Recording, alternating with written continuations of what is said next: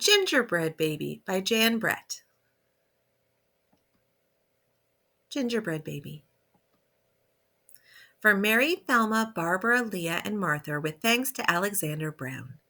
It was cold outside. It was warm inside. A fine day for gingerbread, Maddie thought. Maddie's mother put the big bowl on the table and lit the stove. Maddie took down a worn-looking cookbook with old-fashioned writing on the cover. He opened it up to the page that said Gingerbread Boy. They measured and mixed. Maddie rolled the dough into the shape of a gingerbread boy, and they popped him in the oven. Bake a full 8 minutes, no more, no less. Do not peek, the recipe read. Maddie listened to the clock. Tick, tock, tick. 1 minute, 2 minutes, 3, 4, 5. Maddie couldn't wait any longer. He opened the oven door to take a peek. Instead of a gingerbread boy, out jumped a gingerbread baby. He pranced around the big blue bowl. I am the gingerbread baby, fresh from the pan. If you want me, catch me if you can. Maddie's mother reached for the gingerbread baby to put him back into the oven, but he ran all around the kitchen. The door opened and in came Maddie's father. What's that delicious smell? He asked as the gingerbread baby tumbled through his legs and outside into the yard. He ran by the tabby cat. She twitched her tail and sprang at him. They rumbled and tumbled, but the gingerbread baby came out on top. He ran toward the garden wall. The dog caught a whiff of tasty ginger and sniffed along behind him, but the gingerbread baby was halfway up when the dog caught up. He barked and barked as the gingerbread baby climbed over the wall.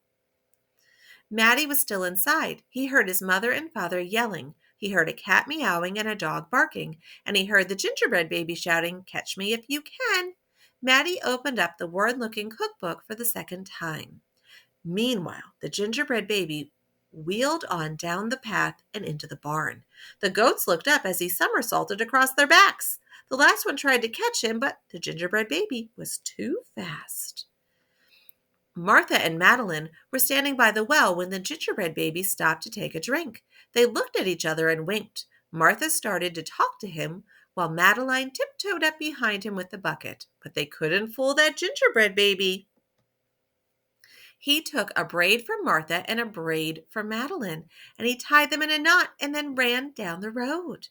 Back in the house, Maddie stirred, mixed and rolled the dough. He shaped it, put it in a pan, and into the oven. Tick, tock, tick. 8 long minutes. This time he didn't peek. I will catch him if I can, Maddie said to himself. As he was bouncing along, the gingerbread baby saw a farm wagon just ahead. He jumped in and settled down for the ride next to a mama pig. The smell of gingerbread was too much for her. She tossed them high in the air, closed her eyes, and opened her mouth. But the gingerbread baby twisted in the air and came down hard on her porky snout. I am the gingerbread baby, too quick for the mother and the father, too fast for the cat, the dog, the goats, too clever for Martha and Madeline, too smart for the mama pig. Who's left? Catch me if you can. Feeling smug, the gingerbread baby strolled along by himself until he came to a bridge that crossed over to the village. Just as he got to the middle, he heard running feet behind him and saw a crowd of villagers ahead of him. The gingerbread baby was trapped. He jumped up onto the railing, backflipped through the air, and landed on a chunk of ice floating down the river. The ice bobbed along with the gingerbread baby dancing on top and singing in a loud voice, "Look at me, and what do you see? The best gingerbread baby ever," until his feet got cold and he jumped ashore. Who was that watching from the trees? It was the fox. He crept up behind the gingerbread baby, ready to eat him up. But the fox couldn't help himself, and he licked his chops. Smack, smack! The gingerbread baby heard him and ran as fast as he could. Just when the fox was catching up, the gingerbread baby saw the milk and cheese man with his can of milk. The perfect hiding place, he thought. He lifted the lid and lowered himself inside. He was so pleased that he sang at the top of his gingerbread voice. Ha, ha, he, you'll never find me. I'm the gingerbread baby, catch me if you can. The milk and cheese man heard the gingerbread baby's voice. Who is meddling with my milk? He shouted and lifted the lid. But the gingerbread baby was ready. He jumped up and tweaked his nose.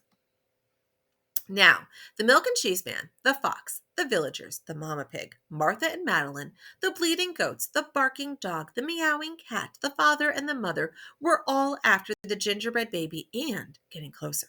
And he knew it. The brash baby was not as peppy and proud as he had been. He sniffed a familiar smell and followed his nose into the woods. He couldn't believe what he saw.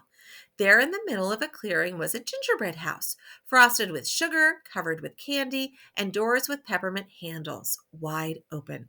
The gingerbread baby clapped his hands with glee and ran inside. In a tick-tock tick, everyone arrived in the clearing, but all they found were a few bits of frosting, a peppermint candy, and some crumbs. The father exclaimed, "The gingerbread baby has finally met his match." "I wonder who it was," the mother said. "Let's go home and tell Maddie." "Hello, Maddie," his father said when they got home. "We never did catch that gingerbread baby. All we found were some crumbs in the snow." "I see you have been busy," his mother said, looking at the gingerbread house Maddie was holding. "Too bad we never caught the gingerbread baby." "Too bad," said Maddie. Only Maddie could hear the tiny voice from inside the gingerbread house. "I'm the gingerbread baby, lucky as can be to be living in the house that Maddie made for me."